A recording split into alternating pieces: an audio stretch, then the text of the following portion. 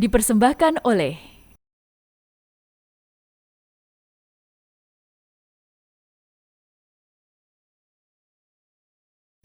didukung oleh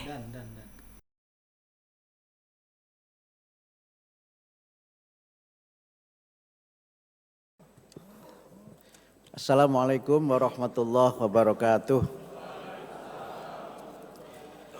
Alhamdulillah haqqa hamdih wassalatu wassalamu ala rasulih wa ala alihi wa ashabih amma ba'd. Yang terhormat Profesor Burhanuddin Muhtadi dan Mas Andar Wibowo PhD, moderator, Mas David dan Bapak PP Muhammadiyah, Ibu-ibu PP Asia dan seluruh peserta pengajian rahimakumullah. Pertama saya mohon maaf yang sebesar-besarnya karena saya harus tugas di Istiqlal. Dalam jadwal pengisi itu satu-satunya yang Muhammadiyah hanya saya. Jadi kalau saya pun tidak hadir itu lagot Muhammadiyah itu. Yang kedua mohon maaf saya pakai baju begini. Baju begini ini sakunya banyak, itu cirinya ustadz. Jadi ustadz itu sakunya harus banyak. Untuk dua kemungkinan, untuk menampung supaya banyak atau untuk memberi supaya banyak. Karena bapak-bapak yang ustadz sakunya harus banyak, kalau enggak lolos electoral threshold.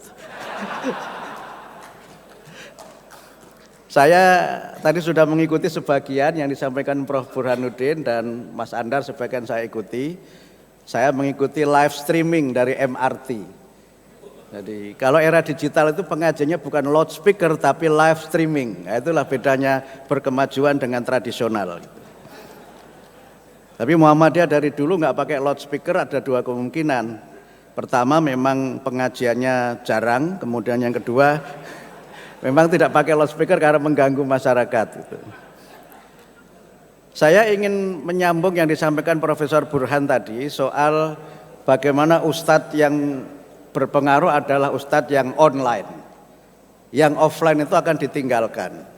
Nah yang repot itu adalah ustadz yang on off, itu mesti ada lebih ditinggal lagi.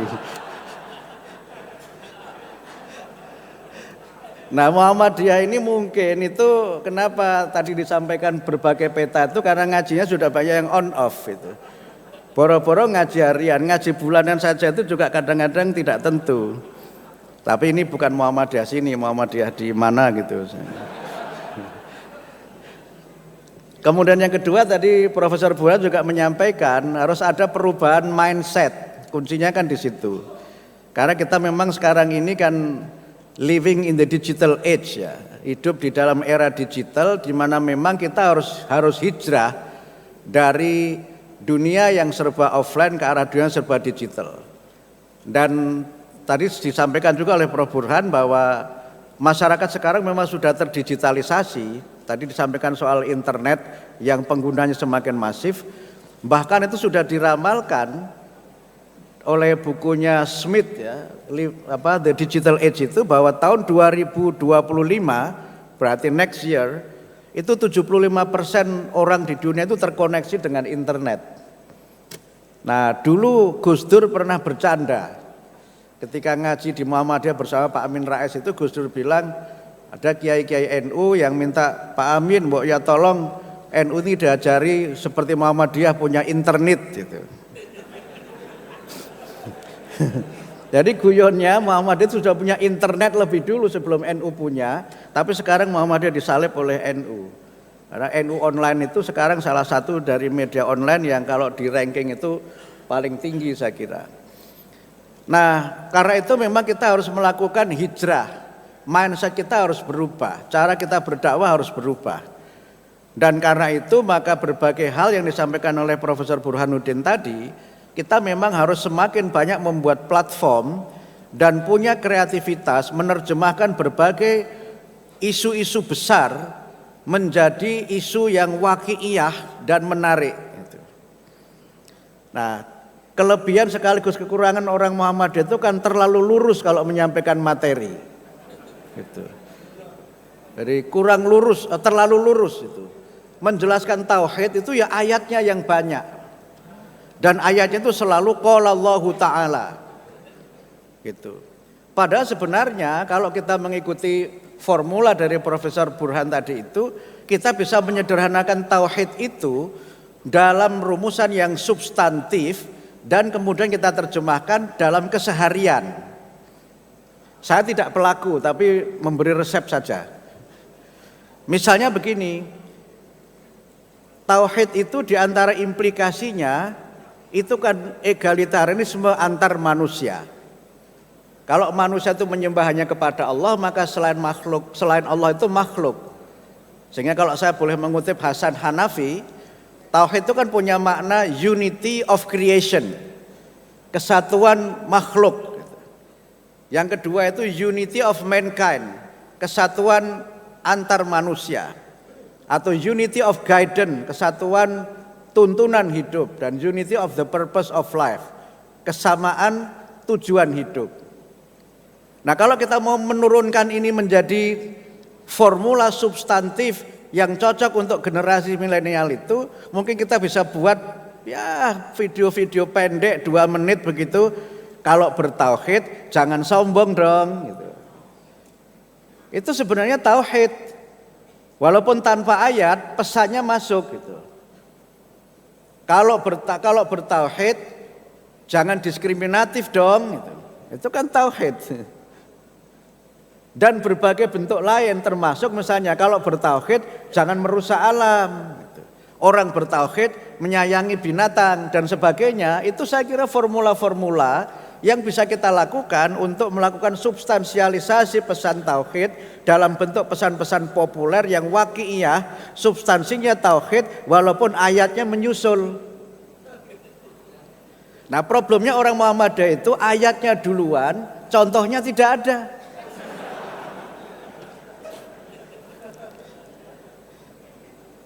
Nah kira-kira maunya Profesor Burhan itu begitu. Beliau ini kan ahli survei kan, memang survei besar itu selalu beliau inilah. Siapa Presiden Indonesia 2029 sudah tahu Mas Burhan ini. Karena memang ahli survei gitu. Kalau saya kan ahli surveinya survei Family 100 itu. Survei membuktikan siapa di ruangan ini yang ngantuk. Survei membuktikan twing itu ketemu itu. Nah, itu survei saya seperti itu. Kalau surveinya Mas Burhan tidak. Karena itu memang kita harus kemudian merubah kultur. Setelah merubah mindset itu merubah kultur. Jadi menurut saya definisi dakwah kultural itu tidak selalu dakwah di mana kita itu tadi Pak Ketum menyampaikan memahami budaya manusia itu tidak selalu budaya dimaknai sebagai seni. Walaupun David di sini seniman, ini sastrawan ini. Tetapi budaya manusia itu berubah gitu. Sekarang budaya manusia adalah budaya manusia digital yang tidak tahan ceramah lama-lama. Enggak bisa, tadi Mas Burhan menyebutkan nonton YouTube kok 2 jam itu enggak betah. Ya 2 menit itu potong-potong pendek-pendek gitu dan kemudian itu yang menarik tapi bisa dibuat berseri itu. Nah oleh karena itu maka kalau kita tidak merubah kultur dakwah kita ini ada kemungkinan Muhammadiyah itu mengalami 3D gitu. Nah D yang pertama itu Muhammadiyah terdegradasi. Ada degradasi ideologi. Tadi masuk kepada ceramahnya Mas Andar PhD ya. Bedanya dalam negeri sama luar negeri itu PhD. Kalau dalam negeri itu doktor, luar negeri itu PhD. Nah, saya dulu PhD juga, tapi pamflet home delivery. Sambil kuliah nganter pamflet gitu maksudnya Mas Burhan ya. Hanya master saja saya. Saya lulusan Ciputat, gelarnya LC. Lulusan Ciputat. Tapi giliran sudah jadi profesor sama saja, sawaun baina lulusan luar negeri sama dalam negeri sama. Nah, sampai mana tadi saya? Terdegradasi.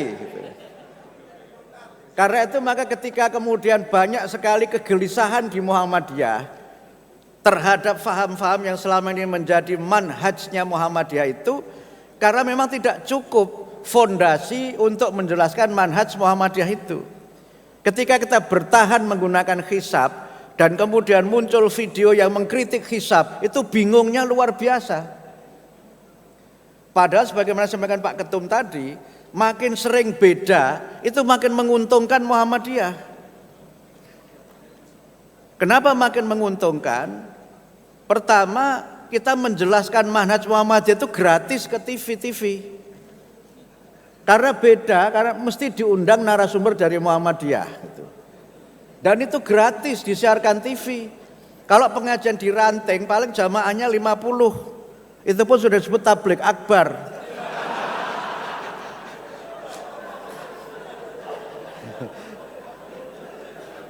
Tetapi kalau yang nyiarkan itu TV, penontonnya kan viewernya itu bisa jutaan. Jadi nggak apa-apa beda. Karena kita berkesempatan menjelaskan itu secara free.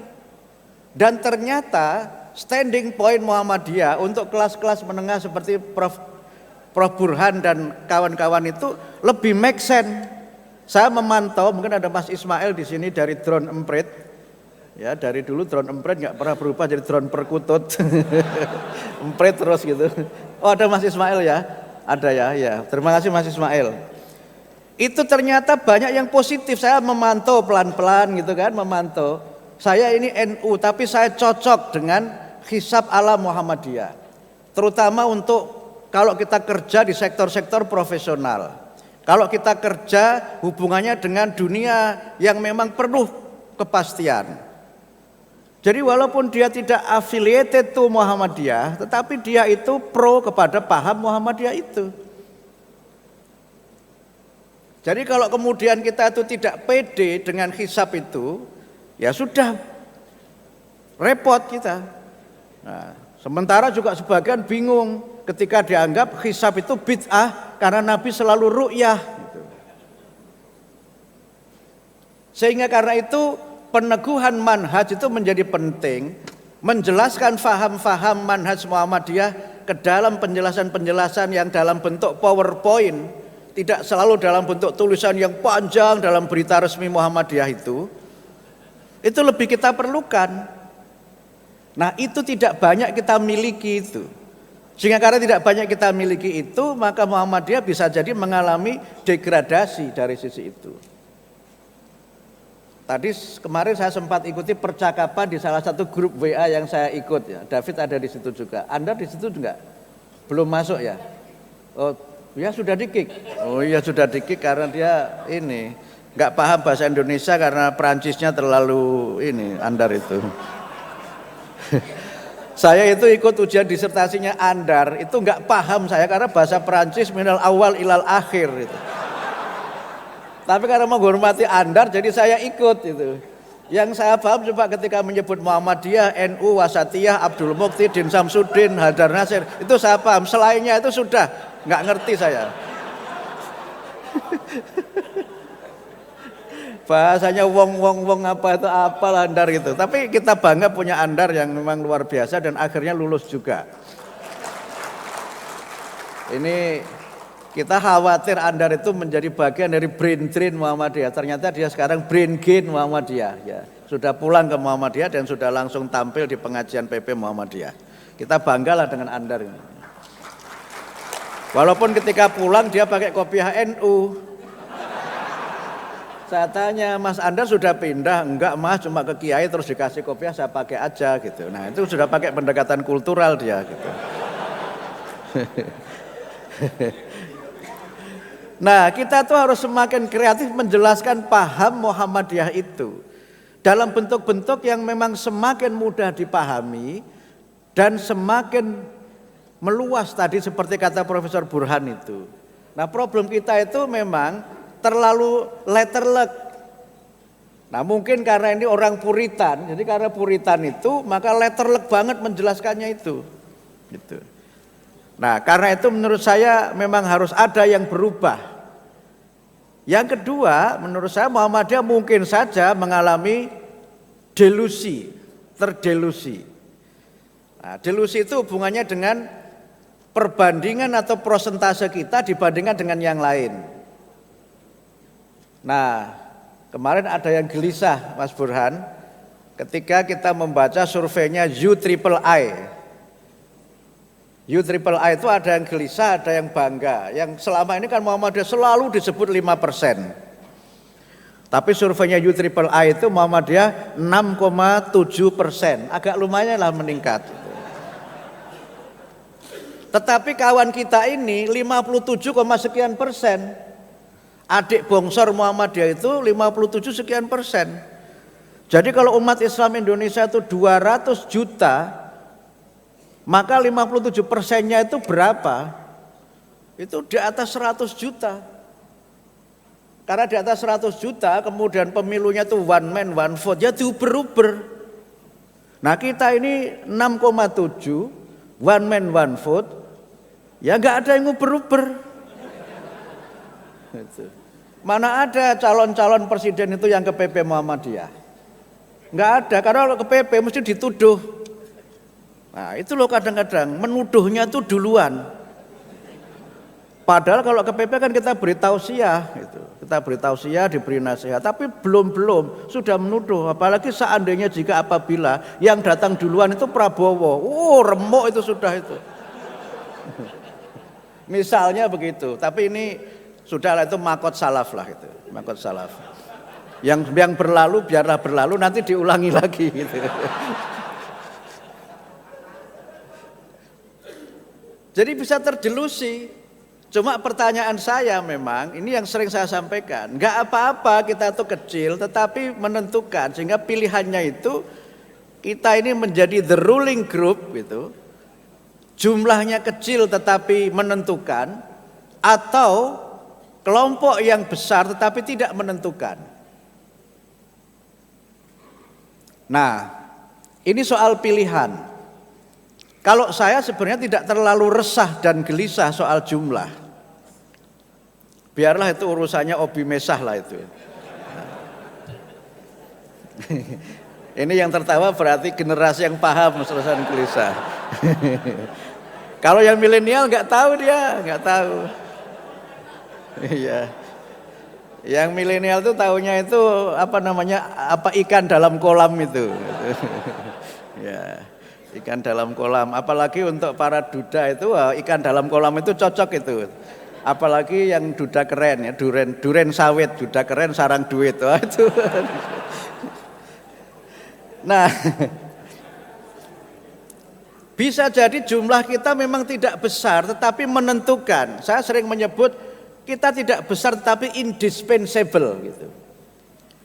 Indispensable itu artinya tidak mungkin sesuatu bisa jalan proper kalau nggak ada Muhammadiyah.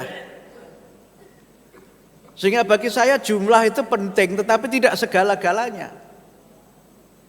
Ya kalau kita cari ayatnya ya tentu kami fi'atin qalilatin ghalabat fi'atan katsirah itu. Karena itu kalau kita kemudian berdakwah, target kita apa sih sesungguhnya? Menambah jumlah anggota ataukah menambah jumlah masyarakat yang dia mendapatkan rahmat dari hadirnya Muhammadiyah, atau dia bersetuju dengan Muhammadiyah walaupun tidak menjadi anggota Muhammadiyah. Ini soal pilihan. Nah, kemudian yang ketiga, ini yang memang agak berat. Bisa jadi Muhammadiyah itu mengalami disrupsi. D yang ketiga itu.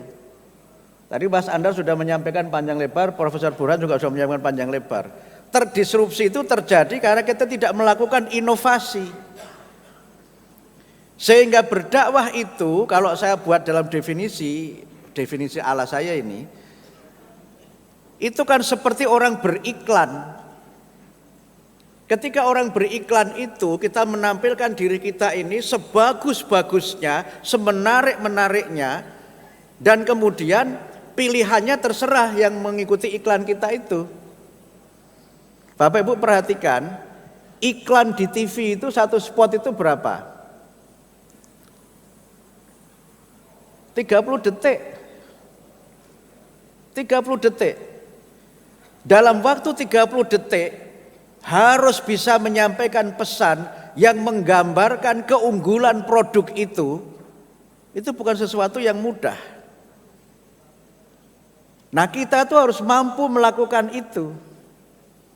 Harus mampu melakukan itu. Sehingga dakwah kita itu harus semakin inovatif. Kalau tidak, ya memang kita akan terdisrupsi. Karena itu saya sempat membayangkan Mas Burhan, tapi ide saya ini belum disetujui. Misalnya bagaimana khutbah Jumat di Masjid Muhammadiyah itu menjadi menarik. Seringkali kita memaknai khutbah Jumat di Masjid Muhammadiyah itu kan sekedar memenuhi syarat rukun, menariknya tidak ada. Khotibnya itu bajunya sekenanya. Sekenanya. Alasannya apa? Ya kita kan hidup sederhana gitu. Nah kalau tampilan khotibnya saja sudah tidak menarik, apalagi isinya. Karena itu mohon maaf, kalau saya khutbah di Istiqlal, itu nggak boleh pakai batik, nggak boleh pakai baju koko. Disediakan baju khusus untuk jadi khotib di Istiqlal itu. Ya, masjid segagah itu kok khotibnya pakai koko.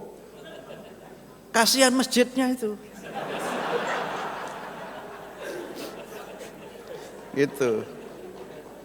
Nah bisa nggak kita buat aturan semua Masjid Muhammadiyah itu khotibnya itu trendy. Gitu. Yang kedua mungkin ya, khutbahnya pakai PowerPoint. Itu.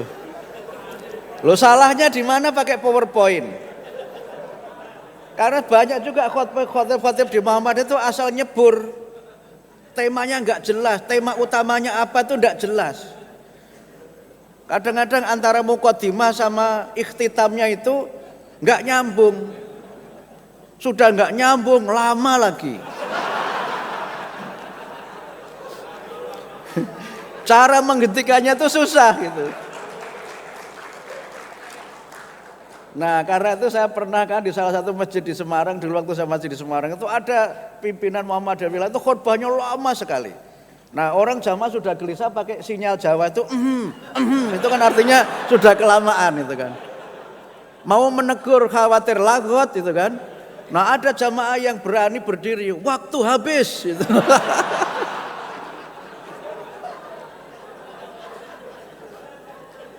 Itu kira-kira lagot enggak itu? Menurut saya tidak, karena hadisnya menyebutkan kalau menyuruh diam itu lagot. Ini menyuruh mengatakan waktu habis, tidak nyuruh diam. Jadi enggak membatalkan itu menurut saya gitu. Silakanlah tarjih dibahas itu. Tetapi poin saya, bisa enggak kita buat itu di masjid-masjid Muhammadiyah itu ada PowerPoint tapi yang nyorot jangan khotibnya.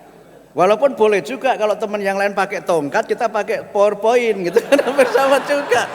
Yang lain pegang tongkat kita pakai PowerPoint gitu kan, nggak apa-apa juga. Orang nggak pakai tongkat pun juga kadang-kadang begini-begini kok khutbahnya itu kok gitu. Supaya apa? Supaya menarik gitu loh. Nah, kotak amalnya juga jangan gelundung-gelundung itu ser gitu. Sudah gitu sudah nggak ada karpetnya, rodanya dari kertas, suaranya kan wer. Ya mana menariknya? Itu. Misalnya ya. Oh habis ya David ya? Oh pakai ujian. Kemudian yang berikutnya apa? Khutbahnya jangan lama-lama.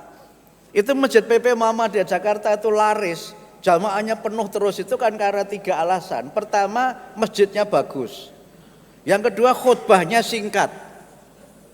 Kemudian yang ketiga, khotibnya bagus-bagus. Kalau masjidnya khutbahnya panjang itu ditinggalkan jamaah.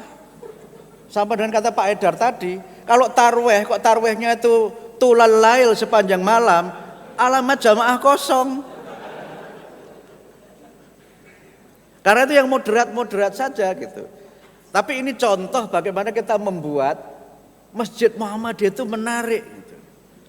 Inovasinya apa sih di masjid itu? Tadi Prof. Burhan menyebut tentang isu lingkungan hidup yang digemari generasi milenial. Berapa masjid kita ini yang ramah lingkungan? Berapa masjid kita ini yang kemudian memang menerapkan betul prinsip green mosque, masjid yang ramah lingkungan? Rata-rata kan belum kita melakukan itu. Nah, ini menurut saya contoh sehingga masjid yang menarik, masjid yang bersih itu adalah dakwah. Kemudian ditambah nanti misalnya Ya tidak harus semuanya live streaming, tetapi bisa juga di taping gitu, direkam, yang bagi yang tidak bisa hadir bisa mengikuti. Atau misalnya masjidnya selalu live streaming, jadi ibu-ibu yang tidak sempat ke masjid bisa mendengarkan khutbah dari rumah gitu. Itu kan solusi, daripada berdebat soal loudspeaker.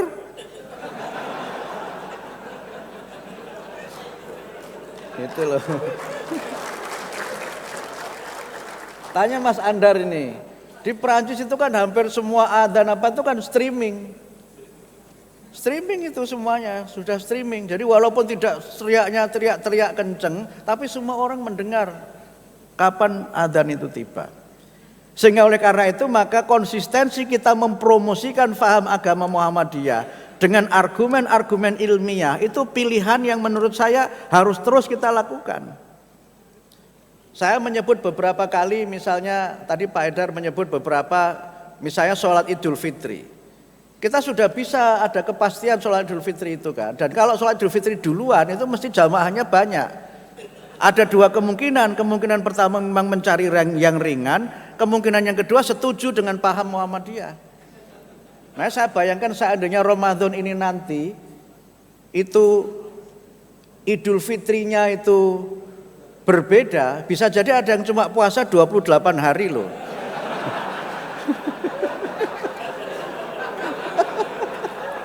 Jadi mulainya ikut yang belakangan, menyelesaikannya ikut yang duluan gitu. Loh anak-anak milenial sekarang itu nggak mikir begitu. Kadang-kadang mikirnya yang penting ada yang menjelaskan dan ada dalilnya gitu. Gitu, makanya saya sempat bikin status itu kan ada orang mau tobat, dia niat puasa memperbaiki diri, saya mau niat puasa Daud, kapan? Mulai Ramadan saya puasa Daud. Puasa Daud kok di bulan Ramadan gitu. Misalnya begitu. Itu kalau kira-kira yang ditanya begitu Ustadz Muhammadiyah jawabannya apa? Apa kira-kira kalau tiba-tiba ada yang tanya, Ustadz boleh nggak saya puasa Nabi Daud di bulan Ramadan? Boleh ya Pak? Boleh. Kalau saya jawabnya nggak begitu. Anda kan umatnya Nabi Muhammad, jadi ikutnya puasa Nabi Muhammad gitu. Itu cara milenial menjawabnya. Nggak usah pakai dalil. Misalnya begitu. Nah kita itu kurang kosakata untuk membuat sesuatu yang serius menjadi cair. Kenapa begitu? Kurang bacaan. Yang kedua, kurang pergaulan. Orang Muhammadiyah itu bergaul dengan di luar Muhammadiyah takutnya luar biasa. Ada ketua cabang kok cangkruk di pinggir jalan, itu sudah dianggap hadisnya tidak bisa diterima gitu. Hanya repot kalau begitu. Bagaimana kita bisa memahami denyut pemahaman mereka kalau bergaul saja tidak. Tadi Pak Haidar menyebutkan, kita tuh selalu membayangkan bagaimana orang itu berpikir tentang kita dan jarang membayangkan bagaimana kita itu orang lain itu akan seperti apa gitu. Selalu top down pendekatan model-model dakwah kita itu. Padahal dalam era milenial untuk generasi Z itu harus selalu bottom up. Generasi Z itu kan generasi yang paling ingin didengar dan paling tidak mau mendengar. Itu cirinya. Karena itu walaupun mereka itu berprestasi sedikit saja kita puji-puji itu masuk status. Alhamdulillah bapakku hari ini memuji saya gitu. Update status itu. Nah kita itu kadang-kadang mengapresiasi saja itu pelitnya luar biasa. Karena memahami hadis barang siapa yang memuji orang itu seperti mengalungkan pedang di lehernya. Mujamalah dikit aja kan menyenangkan orang itu kan juga pahala. Tapi itu pun tidak kita lakukan. Nah yang terakhir supaya saya nggak diberhentikan oleh David, udah setengah jam saya bicara. Dai-dai kita ini memang harus ada diversifikasi. Jangan satu orang mengerjakan semuanya. Kalau satu orang mengerjakan semuanya sudah tidak menarik dan bosen. Itu yang kemarin saya tulis itu, ada Ramadan ini kan ada Ustadz Tiban dan Ustadz Kutiba itu. Ustadz Tiban itu karena dia sebenarnya tidak ustadz, cuma karena kekurangan ustadz disuruh jadi ustadz, jadi tiba-tiba saja jadi ustadz. Ya ngajinya sebisanya. Nah yang berikutnya itu Ustadz Kutiba, karena terlalu banyak ceramah nggak pernah baca, karena temanya Ramadan selalu baca kutiba alaikumusiyam gitu semuanya. Sehingga disebut dia Ustadz Kutiba, sehingga ketika dia datang, alhamdulillah Ustadz Kutiba sudah tiba. Karena itu jangan semua dikerjakan satu orang. Mohon maaf kalau saya boleh membuat perbandingan ya. Di kelompok-kelompok agama lain itu ada spesialisasi dai ini mereka. Misalnya untuk mereka yang di penjara, itu ada chaplain yang rutin datang ke situ. Ada chaplaincy yang diselenggarakan oleh kelompok-kelompok agama itu. Kemudian untuk anak-anak muda itu juga ada tuh romo-romo untuk milenial itu ada. Yang dia tampilannya pakai t-shirt, pakai celana jeans, bisa nyanyi lagu-lagunya anak muda karena bangsanya anak muda. Dari setiap kali ada lagu baru, singlenya Tiara Andini dia tahu. Itu. Lah kalau anak milenial terus Oma Irama terus ya gimana? Gak bisa begitu. Harus tahu itu lagunya Leodra yang terbaru apa gitu. Itu namanya baru milenial gitu. Nah, kalau selalu lagunya Rita Sugiarto bisa ada begitu ya. Ceramah untuk anak muda lagi seneng-senengnya hidup. Tema ceramahnya ingat mati. Ya nggak datang besok. Oh lagi seneng-senengnya hidup kok ingat mati. Ya, ini menunjukkan dai-nya ini tidak bisa masuk ke dunianya mereka gitu loh. Sekali-sekali lah bolehlah mengupdate musik gitu kan, mengupdate musik, mengupdate hal yang baru. Tapi juga jangan kemudian yang merusak iman gitu. Masuklah pesan moralnya di situ. Kita bawa mereka menjadi hero, menjadi pahlawan. Misalnya apa? Menyelamatkan, nggak usah besar-besar. Misalnya menyelamatkan kucing gitu. Itu bisa jadi dia merasa jadi pahlawan betul, walaupun yang diselamatkan itu seekor kucing. Kan sekarang cat lover itu luar biasa. Pecinta kucing itu, bahkan ada komunitas pecinta kucing itu. Itu pengikutnya Abu Hurairah itu. Jadi sekarang klub-klub anak muda itu banyak sekali gitu. Nah kita tuh nggak masuk di situ, nggak masuk ke klub-klub mereka ini. Ada klub kucing, klub apa lagi itu ya? Apa Pak Edi apa Pak Edi? Musang. Jadi anak sekarang tuh aneh-aneh. Saya punya kawan seorang pimpinan Muhammadiyah. Muhammadiyahnya itu 100%. Tiba-tiba anaknya tuh bercita-cita, saya ingin pelihara anjing Pak di rumah itu. Dia termasuk dog lovers. Kira-kira kalau ibu-ibu, bapak-bapak, anaknya tiba-tiba ikut dog lovers gimana? Yang keluar apa? Hadis mungkin ya. Jangan nak, itu najis. Emang kalau najis gak bisa dibersihkan? Emang kalau najis gak boleh dipelihara? Kan boleh saja kan? Orang Ashabul Kahfi juga masuk surga bersama anjingnya kok. Emang Ashabul Kahfi masuk surga bersama gajah?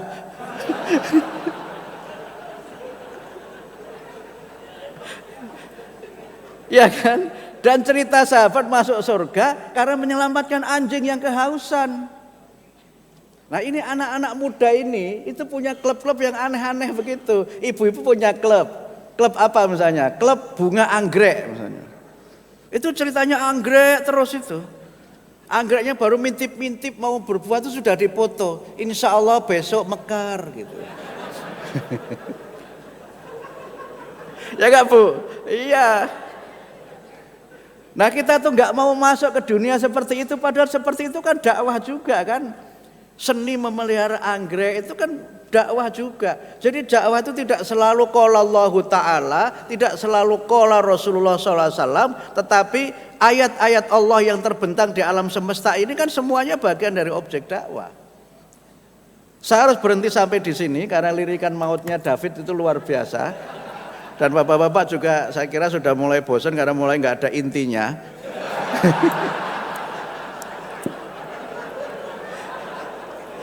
Karena itu intinya kultur dakwah kita ini harus berubah. Kita harus paham bahwa masyarakat ini berubah, dan itulah kenapa Allah itu mengutus Rasulnya bilisani qaumihi. Kenapa Allah itu mengutus Rasulnya bilisani qaumihi? Supaya para Rasul itu ketika menyampaikan pesan-pesan dakwah Islam itu sesuai dengan tingkat intelektual umatnya, budaya masyarakatnya, dan paham betul bagaimana kultur, bagaimana karakter masyarakat itu. Dan itulah kenapa kemudian ketika Allah itu mengutus Rasulnya, itu selalu Rasul itu dari kalangan mereka, Rasulam minhum. Sehingga tidak boleh kemudian kalau kita ikuti tuntunan Al-Quran ini, dai-dai itu orang asing yang didatangkan dari mana, entah dari mana, dia nggak ngerti masyarakatnya seperti apa, sehingga dia menjadi dai yang hit and run. Ngomong apa teng teng teng teng teng, habis itu terus pulang nggak tahu dia meninggalkan masalah di situ. Sehingga dua ayat yang saya kutip tadi itu, Allah mengutus Rasulnya bilisani qaumihi, itu landasan dakwah kultural. Allah mengutus Rasulnya dari kalangan umatnya, itu landasan dakwah kultural. Sehingga dengan cara seperti itu, semua dai Muhammadiyah adalah menjadi bagian tak terpisahkan, bahasanya Pak Haidar tadi, menjadi bagian yang menyeluruh atau menjadi bagian yang inklusif dari masyarakat di mana kita ini berada. Nasrun minallah wa fathun qarib wa basyiril mu'minin. Wassalamualaikum warahmatullahi wabarakatuh.